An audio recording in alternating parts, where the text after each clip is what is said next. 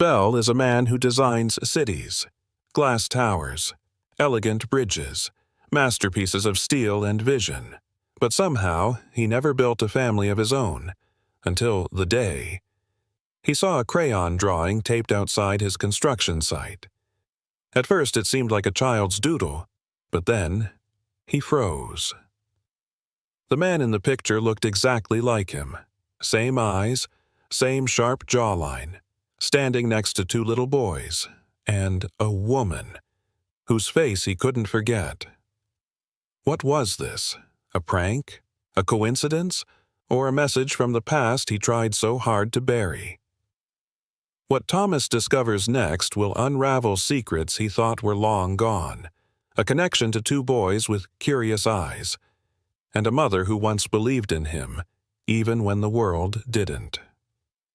As his company faces backlash and the boy's mother risks losing her job, Thomas is forced to choose between corporate loyalty and something he never planned on: love, family, and redemption. Why did this picture appear now? Who drew it? And, most of all, what will Thomas do when he realizes this sketch is the blueprint of the family he never knew he had? Stick around to find out.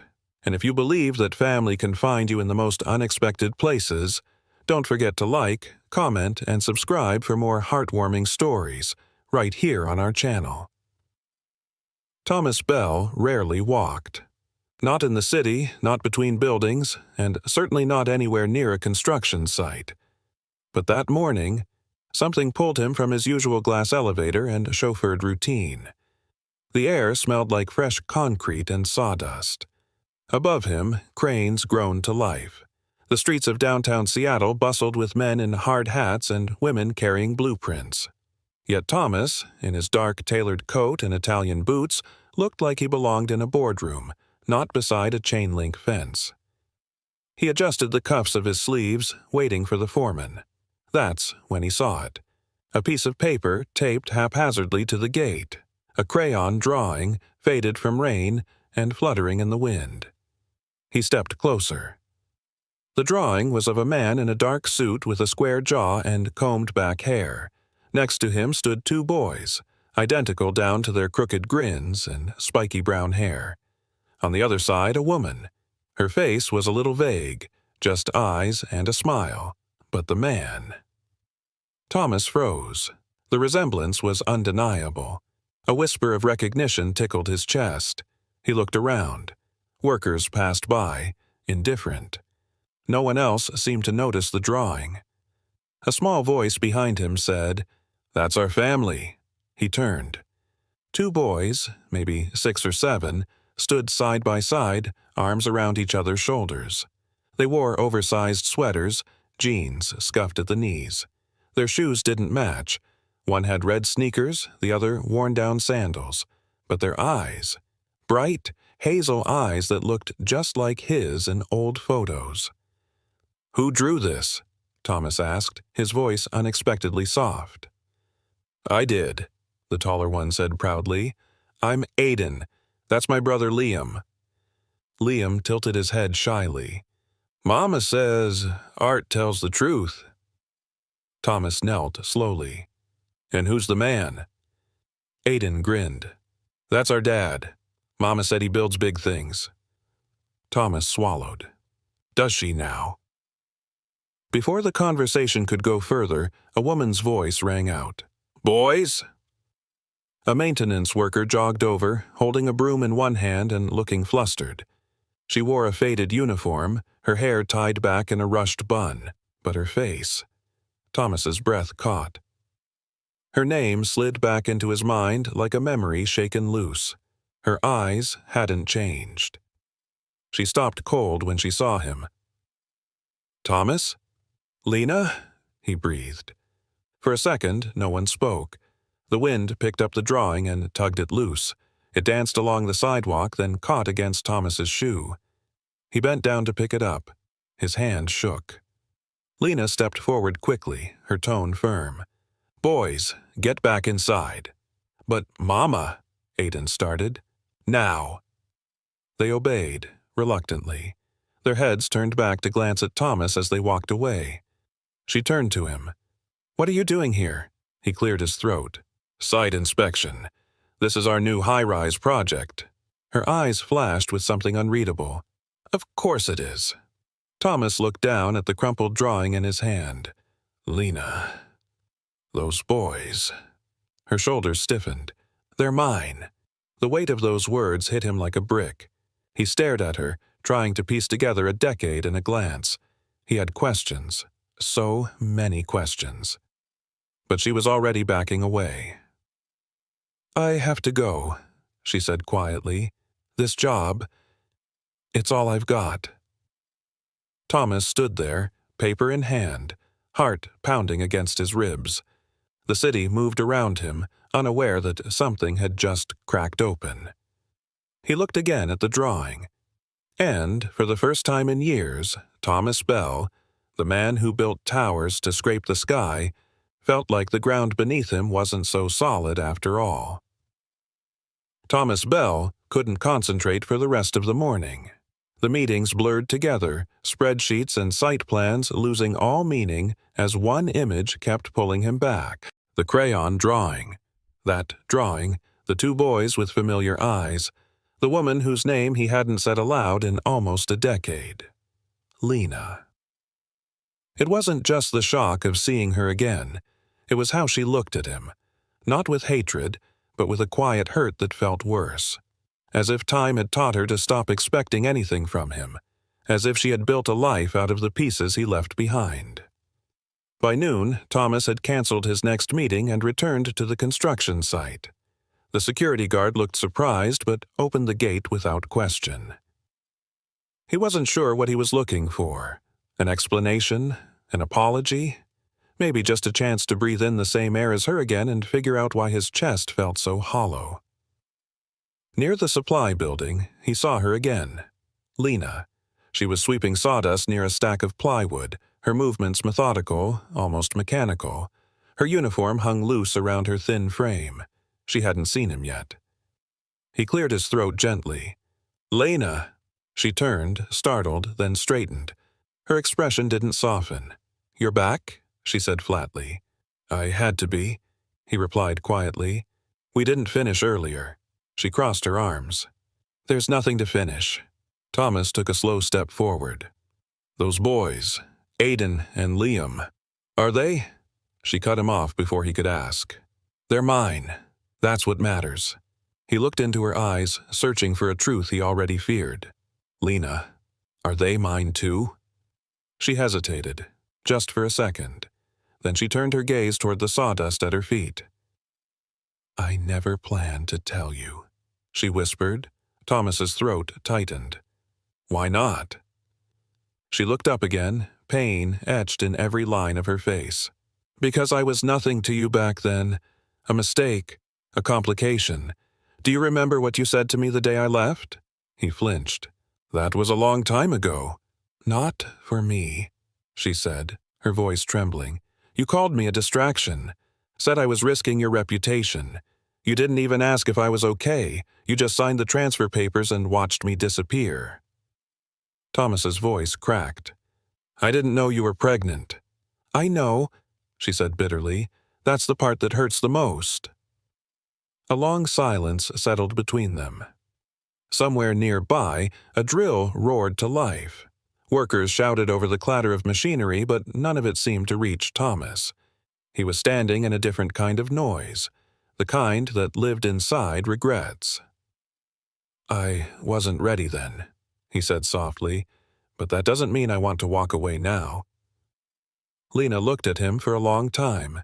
Her eyes, once so bright with possibility, were guarded now. "They think their dad is someone good," she said slowly. "Someone who builds big things. Someone who helps people." Thomas swallowed hard. "I want to be that for them." "Wanting isn't enough," she replied. "They need someone who shows up, who listens, who stays." He nodded solemnly. "Then let me start showing up." Just then, the boys came running around the corner laughing and chasing each other with a stick that looked like it used to be part of a broom. When they saw Thomas, they stopped. Liam waved. "Hi, mister. Are you here again?" Thomas knelt, smiling despite the ache in his chest. "I am. I was hoping I could see your drawing again." Aiden's eyes lit up. "We have more. Mama keeps them in a folder." Lena started to speak, but Thomas gently touched her arm. "May I?" After a beat, she nodded. Inside the tiny break room, the boys proudly laid out a stack of drawings. Houses, clouds, rocket ships, all with the same man in the middle. Always the same face. His face. Thomas studied each one, emotions swirling inside him like a storm he didn't know how to name. He looked at Lena again, this time not as someone who vanished, but as someone who carried the weight he once dropped. "I'd like to take you and the boys to dinner," he said quietly. "No press, no promises, just a meal." Lena hesitated, then gave the smallest of nods. And, just like that, something shifted. Not enough to fix the past, but maybe, just maybe, enough to build something new. Thomas arrived at the small diner on the edge of Capitol Hill 15 minutes early. It was the kind of place that still served milkshakes in metal cups and played soft jazz from ceiling speakers.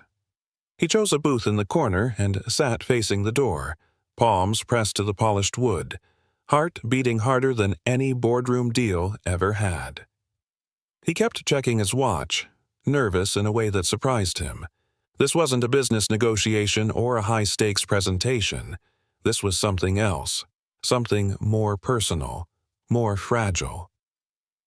At exactly 6:30, the bell above the door jingled, and Lena walked in with Aiden and Liam, each holding one of her hands. They were dressed in clean jeans and matching blue jackets, their eyes wide as they scanned the room. When they spotted Thomas, the boys rushed toward him. "You got a milkshake already?" Liam asked eagerly, sliding into the booth. Thomas chuckled. "Not yet, but I hear this place makes the best chocolate ones in the city." Aiden grinned. "Mama likes strawberry." Lena slid in beside them, her smile polite but guarded. "Thank you for inviting us. The boys were excited all afternoon." "I was too," Thomas admitted. "Honestly." They ordered quickly, and for a few minutes conversation centered around favorite foods and silly school stories. The boys talked about a science fair they were preparing for, complete with baking soda volcanoes and pipe cleaner robots. Thomas listened closely, smiling at their enthusiasm, trying to commit every word to memory. But as the meals were served, a quieter moment settled in. Lena dabbed at Liam's chin with a napkin, then looked across the table at Thomas. "You said you didn't know," she began softly. "Back then, when I left." Thomas nodded slowly. "I didn't. If I had."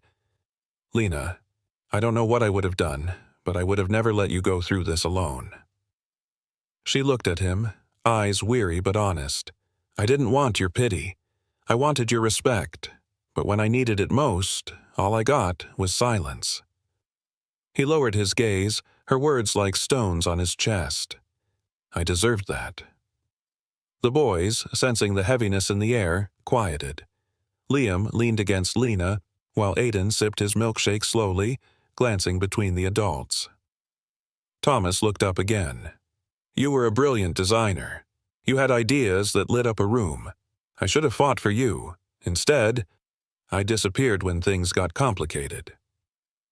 Lena didn't speak right away. Then she sighed, her voice lower, more vulnerable.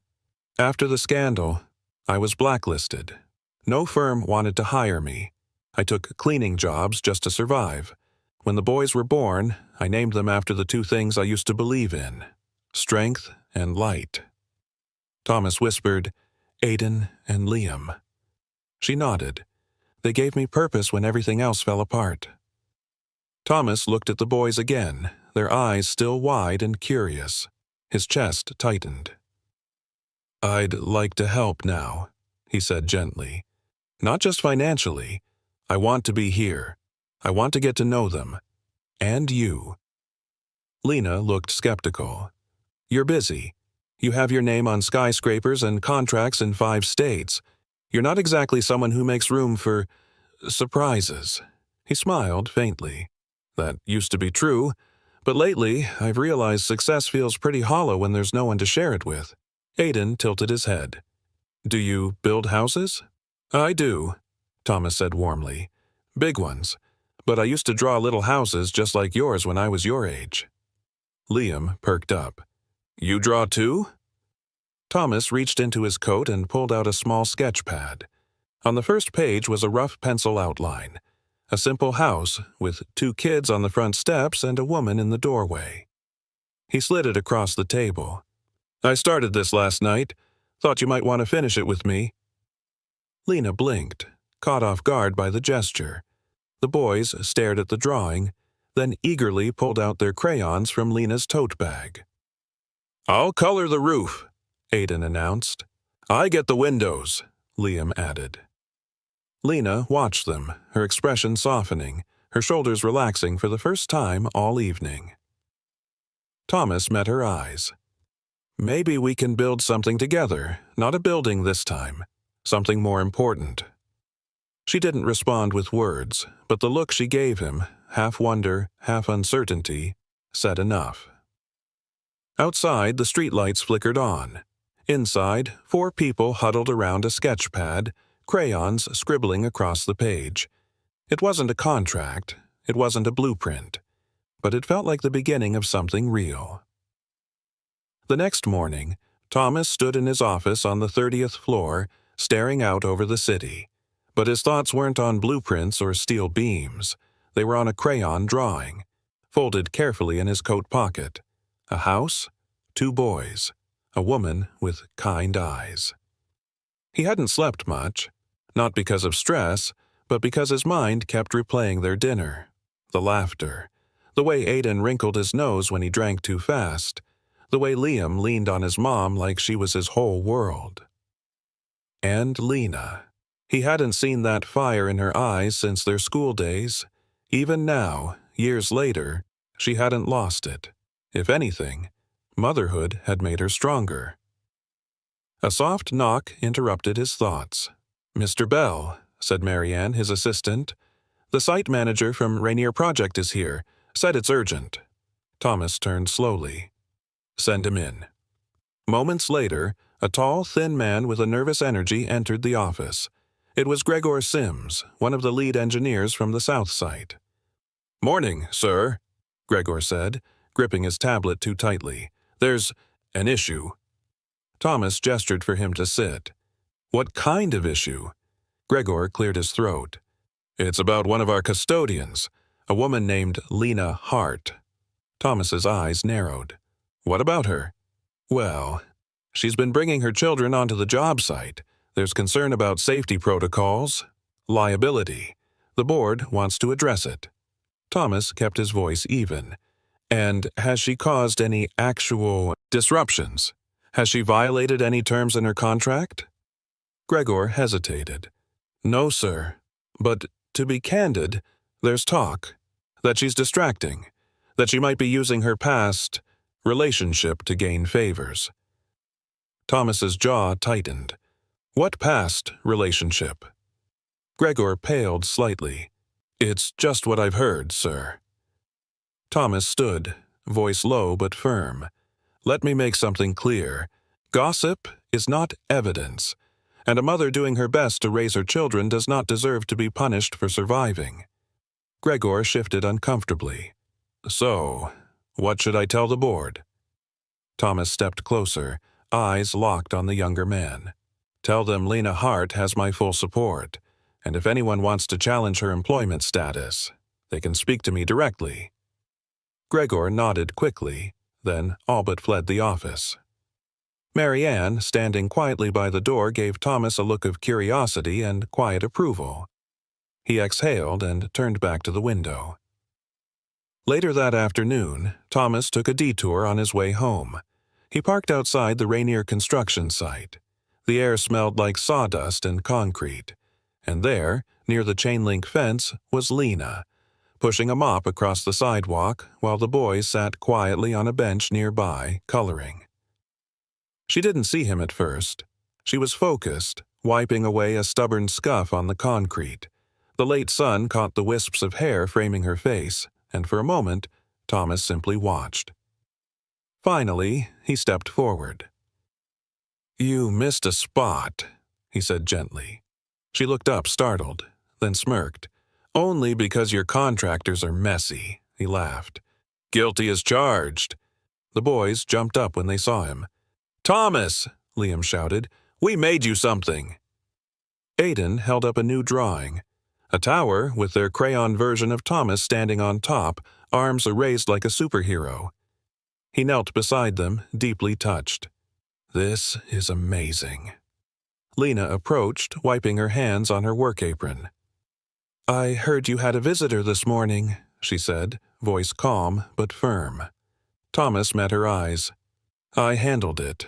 She nodded, lips tight. "You didn't have to. I can take care of myself." "I know," he replied sincerely. "But sometimes, it's not about needing help. It's about deserving it." Lena looked away, clearly wrestling with emotion. "I don't want pity." "I'm not offering pity," Thomas said softly. "I'm offering respect, and maybe something more." She looked at him, uncertain. "Like what?" He stood and looked toward the site. "Like a chance. A chance for the boys to see what we once dreamed about. A chance to build something better, not just for clients, but for us." The boys listened quietly, not understanding everything but sensing the weight in the air. Lena glanced at them, then back at Thomas. "You really think that's still possible? After everything?" Thomas smiled faintly. "If you had asked me a week ago, I would have said no, but then I saw that drawing, and everything changed." She didn't speak, but the silence between them was no longer filled with doubt. It was filled with something unspoken, hope. As the sun dipped behind the scaffolding, Aiden tugged at Lena's sleeve. "Can we go see where Thomas works?" She looked at Thomas, eyebrows raised. He grinned. "How about a private tour this weekend? Just the four of us." The boys cheered. Lena hesitated, then nodded. "Okay," she whispered. "One weekend." But something told them both. It wouldn't stop there. Saturday morning arrived with a quiet kind of excitement. Thomas stood outside the main entrance of his firm's downtown office, adjusting the collar of his jacket as he waited. It was early, but he'd been up for hours, pacing his kitchen, rearranging furniture, even rechecking the snack shelf in the break room. Twice. When he finally spotted the trio walking up the sidewalk, Lena, Aiden, and Liam, his heart did something it hadn't done in years. It softened. The boys ran up first, each gripping one of his hands like they'd always been meant to. "You said we'd see the secret room," Liam reminded him with wide eyes. "I did," Thomas replied with a warm grin, "and I meant it." Lena approached more slowly, her steps hesitant, but her smile real. "You didn't have to clear your whole Saturday for this." Thomas shrugged gently. "I wanted to. It's not every day I get to show two future architects where the magic happens." She laughed softly, the sound fragile but healing. "You think they'll follow in your footsteps?" He looked down at the boys. "I think they'll build their own paths. I'm just happy to give them a few tools along the way." Inside, the boys marveled at the towering ceilings, the models of skyscrapers, and the shelves lined with design sketches. Thomas let them sit at his desk, press buttons they shouldn't have, and even scribble ideas onto a fresh drafting pad. "Can I draw our house?" Aiden asked. "Of course," Thomas said. He pulled up a chair, and together they began sketching. A little house with a garden, a dog, and 3 stick figures smiling under a sun. Thomas watched quietly as Aiden added a 4th figure, a woman, then turned to Liam. "That's Mom," Liam said proudly. Thomas felt his throat tighten. Lena hovered in the doorway, arms crossed, unsure whether she was intruding or included. "You can come sit," he said gently. She stepped inside. I haven't been in an office like this in a long time. I remember, Thomas said. You used to talk about designing schools, places where kids could feel safe and inspired. Lena gave a soft chuckle. Back when I thought I could change the world with colored pencils and borrowed dreams. He turned to face her. Maybe you still can. She looked away, brushing a strand of hair behind her ear. The world doesn't always give second chances. Thomas replied quietly, Then maybe it's up to us to make our own. They were interrupted by a sharp knock at the glass door. Thomas looked up to see two members of the building's operations team standing stiffly outside. Their expressions were not friendly. I'll be right back, he said calmly. Out in the hallway, the taller man spoke first. Mr. Bell, we've had complaints. Unauthorized guests in a restricted area. The board has rules about... Thomas held up a hand. These boys are under my supervision. This is a private visit. You can log it however you like, but they're not leaving. The second man hesitated. There's also concern about Ms. Hart. Thomas's tone didn't rise, but it firmed. If anyone has a problem with Lena Hart being here, they can schedule a meeting with me, personally. The two men exchanged glances, then nodded and walked off, defeated.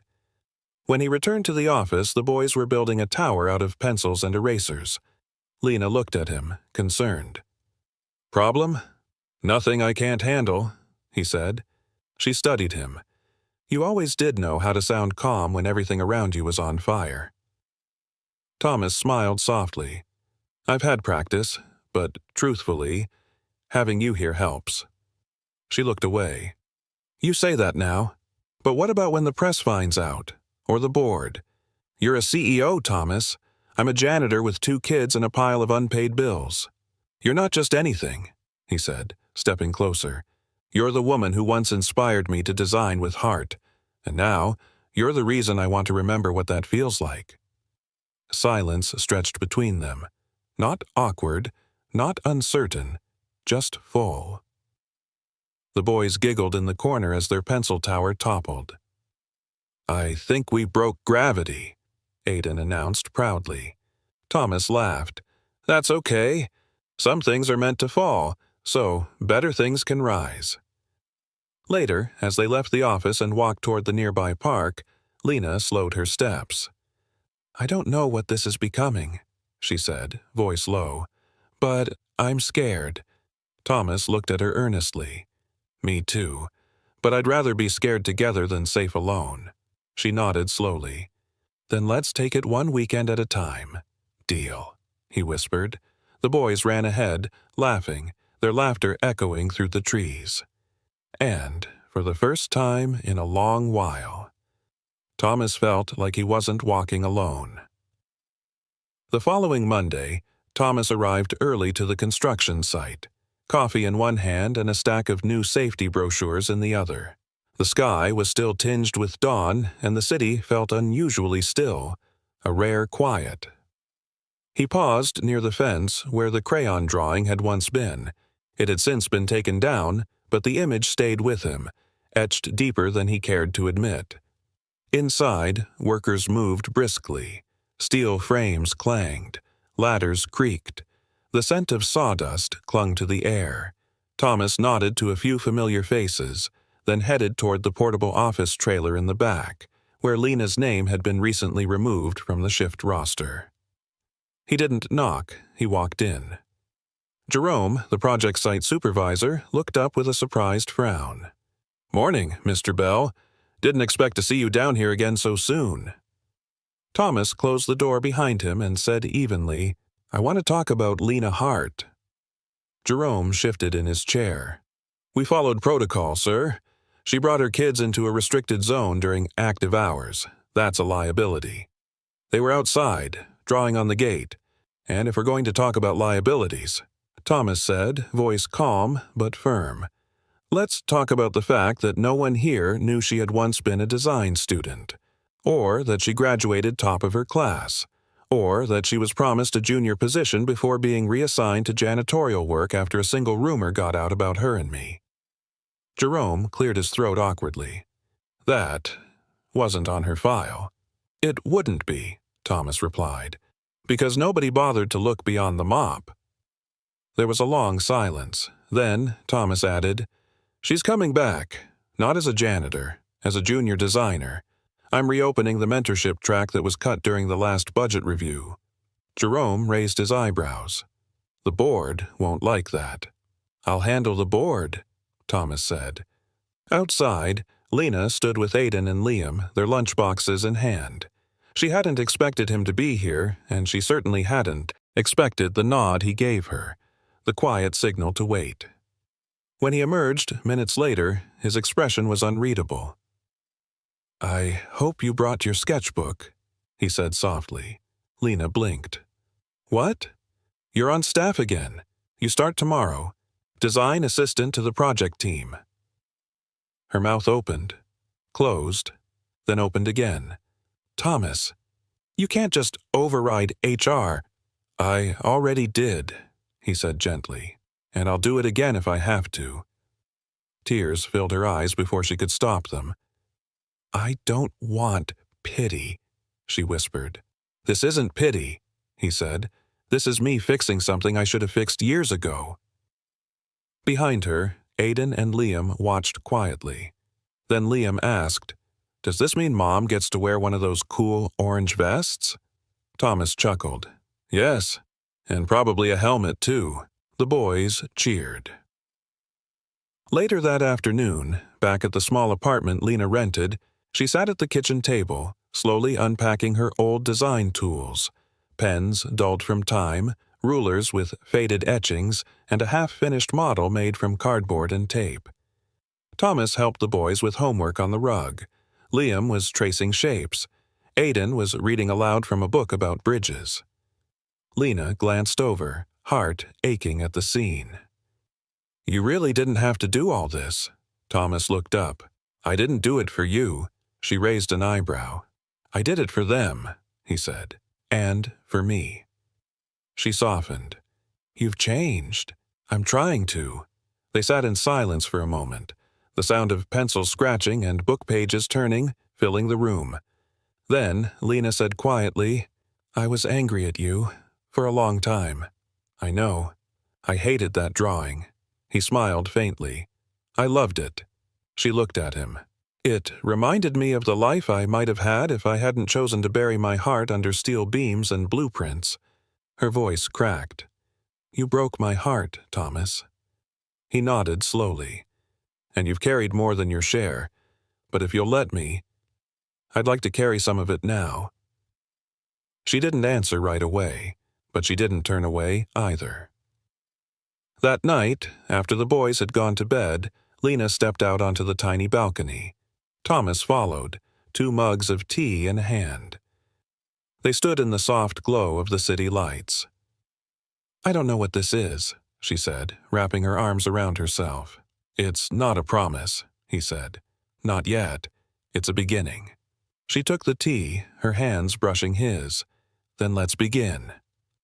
Thomas never expected to burn toast twice in one morning, but there he was, standing in Lena's tiny kitchen, waving a towel at the smoke detector while the boys laughed uncontrollably from the floor.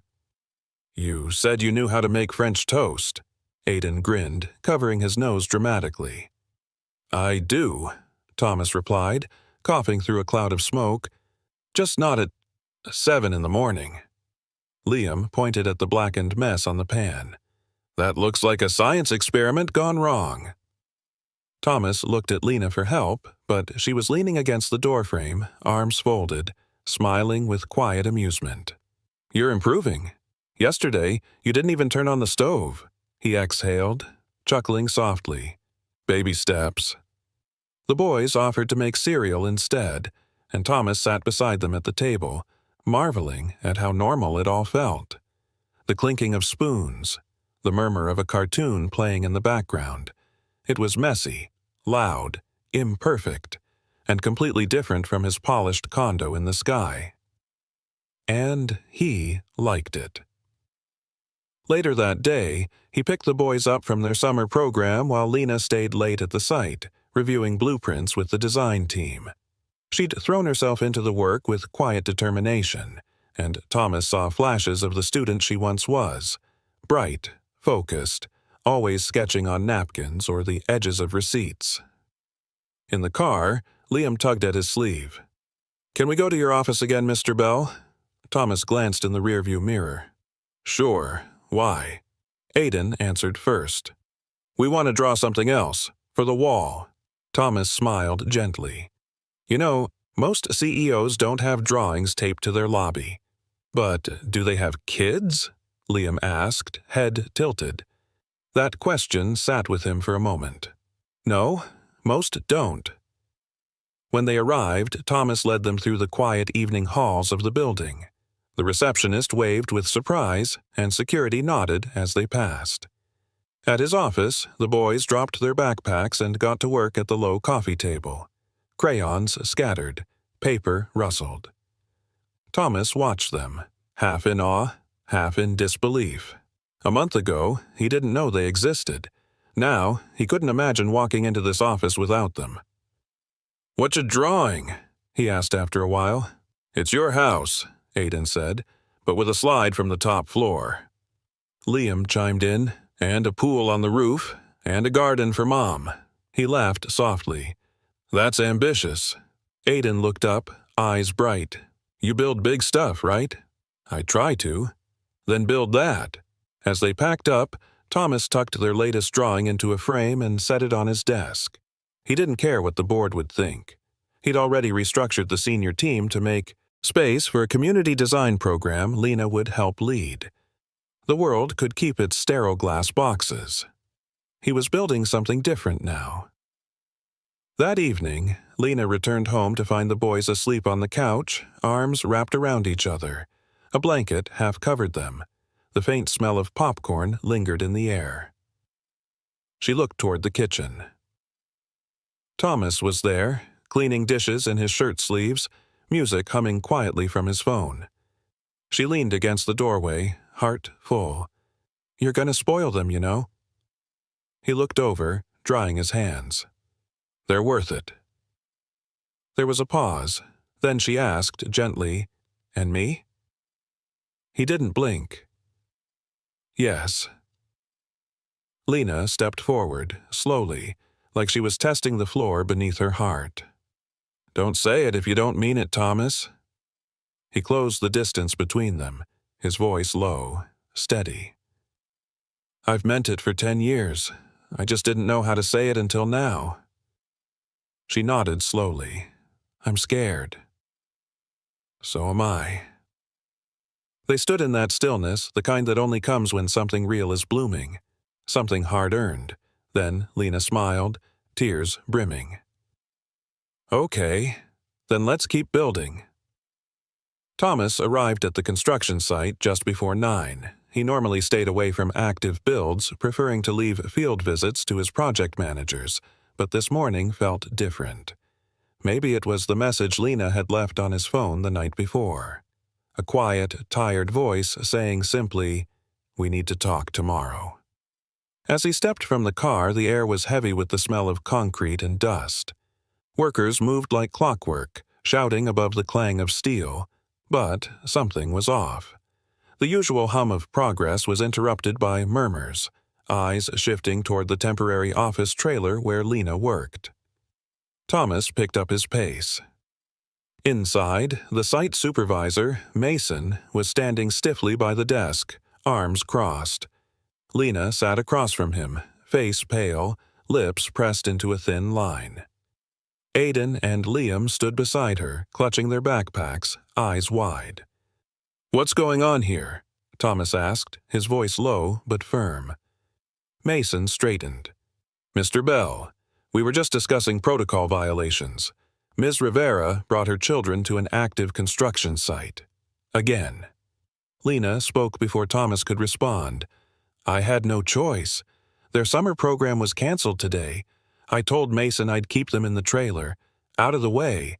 They weren't near any hazardous zones." Mason scoffed. "It's not about zones.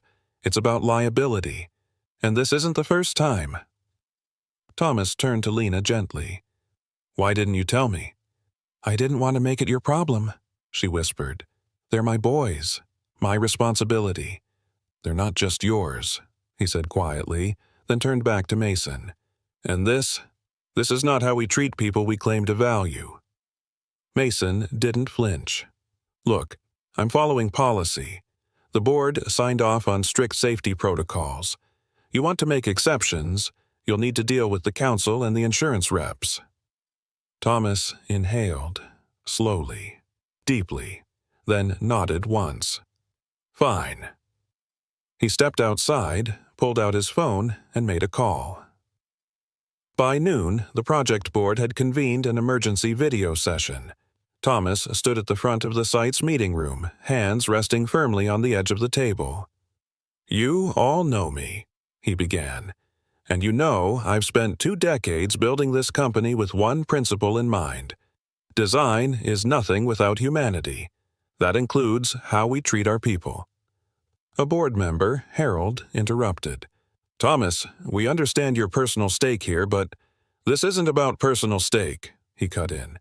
This is about a woman who has worked harder than anyone on this team and is being punished for choosing motherhood over convenience. There was a pause. Silence thickened. He continued, softer now.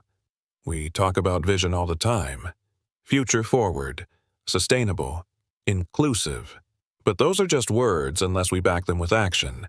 So I'm telling you now, if you force her to leave, I will walk, and I will take my equity with me. Murmurs filled the virtual room. A few exchanged uneasy glances. Others looked surprised. No one dared to speak first. Finally, Harold cleared his throat. We'll review the matter internally. Thomas didn't smile. He didn't need to. The message was delivered. That night, back at Lena's apartment, the boys were already in pajamas when Thomas stepped through the door. Aiden ran to him with a drawing in hand. We made a new picture! He knelt, taking the paper carefully. This one showed a house. A big one, with a garden, a kitchen with smoke, presumably his attempt at cooking, and in the center, 4 stick figures holding hands. See? Liam pointed proudly. That's us. That's Mom. That's you. Thomas blinked, then looked up at Lena. She stood in the kitchen archway, arms folded across her chest, but her eyes shimmered. Thank you, she said softly, for what you did today. I didn't do it for thanks. I know. They were quiet for a moment. Then Thomas said, I want to build that house. The one they drew. She smiled, the kind of smile that held both hope and fear. Let's start with dinner first. He laughed gently, standing to meet her. Deal. And in that moment, beneath a flickering kitchen light and the echo of children's laughter, something unshakable settled into place. A blueprint was just paper, a building, just concrete. But this was the start of something real. Thomas woke the next morning to the smell of toast burning. He jumped out of bed, nearly tripping over a toy truck, and rushed to the kitchen.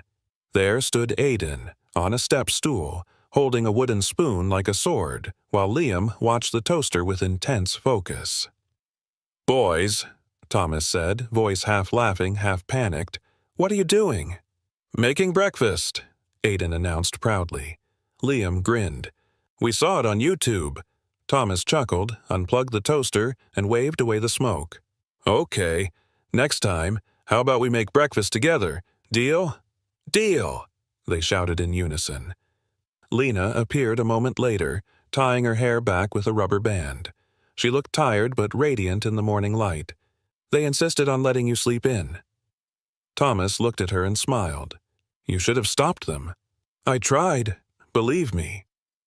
There was a softness between them now, a rhythm, a quiet understanding that hadn't existed weeks ago. Later that afternoon, Thomas brought Lena and the boys to his office. Not for work, for something else. He led them into the boardroom, where the walls were covered in blueprints, sketches, and renderings. In the center, a large easel displayed a child's drawing, the same one Aiden had given him. But now, beside it, stood a professional architectural rendering of a house, modeled after that very drawing. Lena stared, stunned. "Is this—" "It's a project I started last week," Thomas said, his voice soft. "It's called Home First. We're redesigning vacant lots across the city to build real homes, inspired by kids' drawings. Your boys gave me the idea." Lena looked like she wanted to speak, but her mouth just trembled. He turned to the boys. "And guess what? You two are now my junior design consultants, officially." Aiden's eyes went wide. "Does that mean we get badges?" Thomas laughed. "Yes, and pizza. Lots of it." That evening, after the boys fell asleep in Thomas's guest room, surrounded by pillows and action figures, Lena lingered in the hallway. She held a steaming mug of tea in both hands. "You don't have to do all this," she said softly. Thomas leaned against the doorframe, arms crossed. "I know I don't, but I want to." "I'm scared, Thomas," she whispered. "I've been alone so long I don't know how to trust this." He looked at her, really looked at her. "I'm not asking you to trust it all tonight. Just don't run from it." Her eyes shimmered, but she nodded. They stood in silence, letting the sound of crickets outside fill the space between them. The next day brought news that threatened to undo it all. Thomas was in a meeting when Lena called. Her voice was shaking. "They let me go, Thomas. The site director said the board voted. Effective immediately." Thomas didn't even wait to hang up. He stood from the conference table, excused himself curtly, and made a beeline for his car. By the time he arrived at the site, Lena was already packing her things into a small cardboard box. Aiden and Liam stood by, looking like they didn't understand, but feeling that something was very, very wrong. Thomas stormed past the security line. "Where's Mason?" One of the crew pointed toward the central trailer. Thomas barged in. "You went over my head?" Mason didn't even flinch. "The board overruled your appeal, said it was a distraction, said this isn't a daycare." Thomas stared at him, his jaw tight. "You just made the biggest mistake of your career." He walked out without another word. Later that night, Thomas drafted an open letter. It began with, "There comes a moment in every man's life when he must decide whether the empire he built is worth more than the people he loves." He published it on the company's main site. Within hours, it was shared across architecture blogs, leadership forums, and news outlets. The comments came pouring in. Employees, parents, young designers, all saying the same thing. "Thank you for speaking up." By morning, Lena's story was everywhere. And so was Thomas's. He didn't hide from the attention. Instead, he stood at the podium during a press conference and said, "This company was never about just buildings. It was about belonging, and no one should ever be asked to choose between their job and their children." When the applause faded, Thomas stepped away from the microphone, walked off stage, and went home. Because home now meant something more than it ever had. It meant pancakes burned on the edges, Lego pieces in his shoes, quiet smiles over late-night tea. And it meant building, not just for cities or clients, but for the people who finally gave him something real to build toward. The press had moved on by Monday. The headlines had faded, but the consequences hadn't. Thomas sat beside Lena's hospital bed, his elbows resting on his knees, his hands clasped tightly together. The beeping of the monitors was steady, but he couldn't stop glancing at them. Her skin looked pale, almost too still, like she'd finally let her body admit just how exhausted it was. The doctor had called it extreme fatigue compounded by dehydration and overwork. Thomas called it something else. Neglect, on all their parts. "I should have seen this coming," he whispered. His voice was thick with guilt. Liam sat in the corner, drawing in a notebook. Aiden was curled up in a chair, fast asleep with his head against a jacket Thomas had rolled up as a pillow. A nurse stepped in quietly. "She'll be okay, Mr. Bell. She just needs rest. but we do recommend she stay at least 2 nights." Thomas nodded, grateful, but something heavy lingered in his chest. He walked into the hallway and pulled out his phone. "Cancel the week," he said to his assistant. "No, cancel the quarter. I'm taking a full leave. Tell the board I'll answer questions later." He ended the call and walked back into the room. Lena stirred not long after. Her eyelids fluttered, and she blinked at the ceiling. "Hey," Thomas said gently, moving closer. "You're in the hospital. You collapsed." Her brow furrowed. "The boys? They're here. They're fine. They didn't leave your side." Lena turned her head slowly, tears forming in her tired eyes. "I was trying to hold everything together." "I know," Thomas said softly, "but you're not alone anymore. You don't have to keep holding it by yourself." Her lips trembled. "I didn't want to ask for help. I thought if I did, I'd lose everything I'd built." "You didn't," he said. "You just gave more than anyone ever should have had to." They sat in silence for a while, broken only by the sound of the boys stirring. Liam climbed into the bed and rested his head on Lena's shoulder. Aidan took Thomas's hand without saying a word. Later that evening, Thomas called a family meeting in the hospital room around takeout boxes and juice cartons. He cleared his throat. "I've made a decision. For the next few months, I'm stepping back. No meetings, no travel, no boardrooms." Aidan looked up. "So, you'll be here?" Thomas smiled. "Yes. Every morning. Every bedtime story. Every science project disaster." Lena blinked. "What about your company?" "It'll survive," Thomas said, "but we won't, unless I choose us." Lena reached for his hand, and this time she didn't pull away. The next few weeks were unlike anything Thomas had ever known. He learned how to pack lunches, badly. He burnt pancakes more times than he could count. He sat through spelling tests, late-night fevers, and an absolutely brutal parent-teacher conference. He learned the sound of his son's laughter when they beat him at video games. The way Lena hummed when she was focused on sketching again. The comfort of quiet family dinners with no agenda, no performance, just presence. And one evening, while folding laundry, Thomas paused at a tiny pair of socks. He looked up at Lena. "I want to make this permanent." She raised an eyebrow.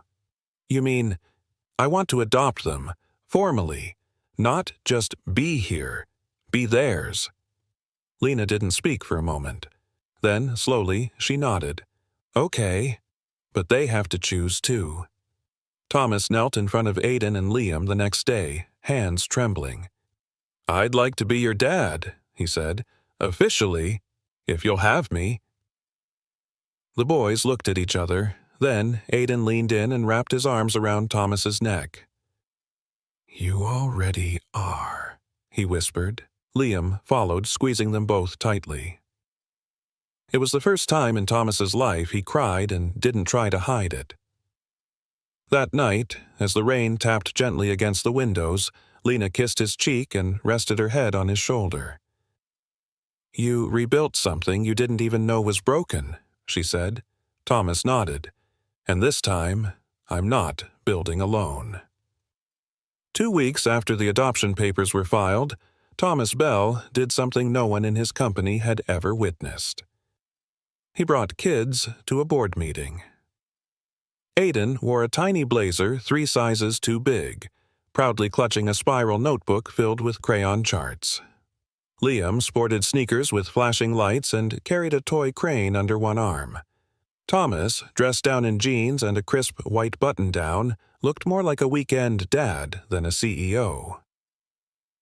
But when he stood at the head of the table, silence swept through the room. "I've called this meeting," he said, calmly but firmly, "not to talk about quarterly projections, not to chase mergers or market share." He placed a folder on the table and looked each board member in the eye. "I'm here to redefine what legacy looks like." The room shifted uneasily. Eyes darted. Someone cleared their throat. Thomas continued, his voice unwavering.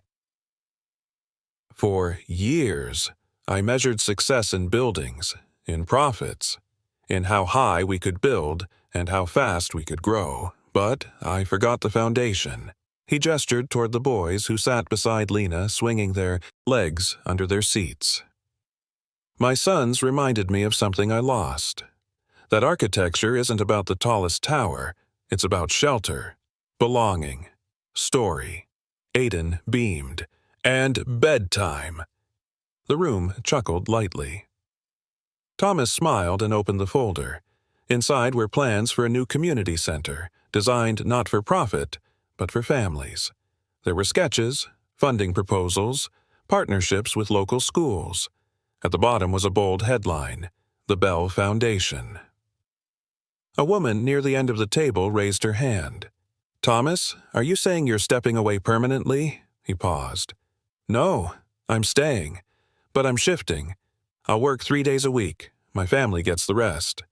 Someone else asked, "What happens to the expansion plans?" Thomas looked at Lena. "We expand differently now, into hearts, into homes." Later that evening, as they left the office hand in hand, Lena squeezed his palm. "I've never seen you more sure of anything."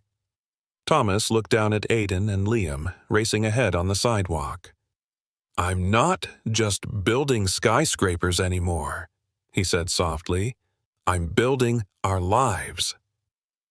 The next few weeks were filled with changes.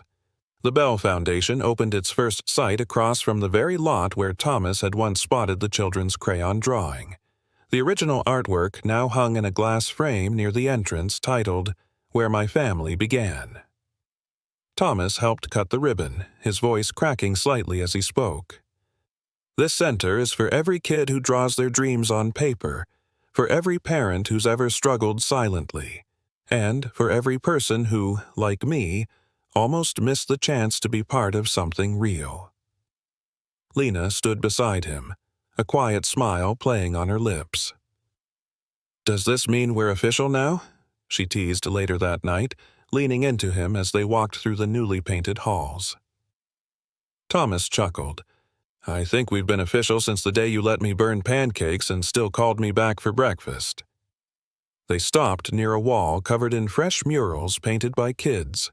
One corner depicted a tall man with messy brown hair, holding hands with 2 smaller stick figures next to a woman in a bright red dress. Aiden had signed it. "My Forever Family." Lena looked up at Thomas, her eyes glistening. "They chose you," she whispered. Thomas nodded, his throat tight. "And I'll spend the rest of my life making sure they never regret it." That night, as the boys drifted to sleep and the house quieted around them, Thomas sat alone in his study. He glanced at an old blueprint on the wall, a design he'd once been proud of, back when steel and glass were his only focus.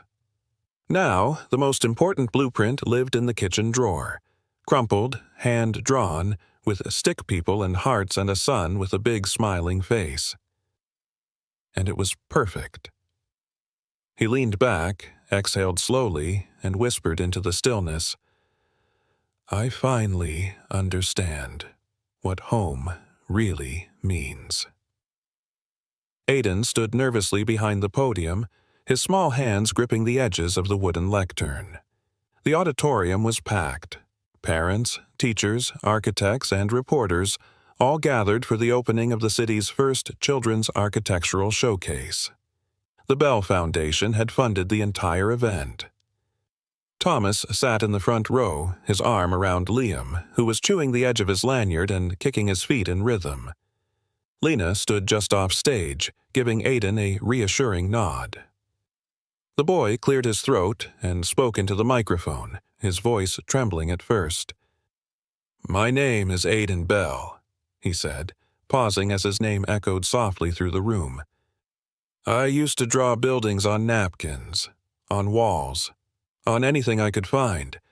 I used to imagine places where people felt safe, where they could laugh and eat pancakes that were a little burnt but still tasted like home." A few chuckles drifted through the audience. "But for a long time, I didn't know what home really meant. His voice cracked, but he kept going. I thought it was a building, a room, a door that didn't creak, but then I met someone who didn't just build buildings, he rebuilt our family. Thomas felt a lump rise in his throat. His fingers curled tightly around Liam's little shoulder. Aiden held up the crumpled crayon drawing they had found taped outside the construction site all those months ago. This is where everything started. It's not perfect. The heads are too big. The arms look like noodles. But this was the first time I believed maybe my family was out there. He turned slightly, holding the picture up for everyone to see. That man in the middle? That's my dad. I hadn't met him yet, but I guess my heart did. The room went quiet. A few people wiped their eyes. Aiden smiled bravely. Today, I want to say thank you to Dad for choosing us, for showing up, for staying. He looked straight at Thomas. You didn't just design buildings, you built the first real home we ever had. Applause erupted, but Aiden didn't flinch. He held the drawing close to his chest and walked off stage straight into Thomas's waiting arms. Thomas knelt down and hugged him tightly, whispering, "You did so good, buddy. So good." Later that evening, back at home, the living room was filled with balloons and sketch pads, little juice boxes half-finished on the coffee table, and the sound of cartoons echoing from down the hall. Thomas stood at the kitchen island, staring at the old architectural plan that had once hung in his office. He gently rolled it up and replaced it with a new one, Liam and Aiden's hand-drawn concept of a treehouse community. "It's not to scale," Liam said seriously, walking in with syrup on his cheek. "I know," Thomas replied, smiling, "but it's perfect." Lena joined them, placing mugs of warm cocoa on the counter. "We're going to need a bigger fridge," she said, pointing to the flood of kid drawings taped across every surface. Thomas laughed, pulling her close. "We're going to need a bigger everything." The doorbell rang. Thomas opened it to find an older couple standing in the porch light, holding a small wrapped gift. "Sorry to drop by," the woman said shyly. "We were Aiden and Liam's foster parents for a short time. We wanted to see them happy." Thomas welcomed them inside. The boys ran over, hugging them tightly, chatting a mile a minute about school, pancakes, and how their dad taught them to use a blueprint ruler. The couple looked at Thomas with the tears in their eyes. "You gave them roots," the man said quietly, "and wings." Later that night, after the boys were asleep and the house had fallen into that soft, warm stillness, Thomas walked into his study. He opened a drawer and pulled out a small note Aiden had left him after their first week living together. It read, "You don't have to be perfect. Just stay." Thomas sat down, exhaled deeply, and whispered, "I will." Because family isn't always something you're born into. Sometimes it's something you build, with care, with time, and with love. And in that quiet room, surrounded by blueprints of skyscrapers and scribbles of stick figures, Thomas Bell, once just a man of concrete and glass, finally understood what it meant to be a father. The end.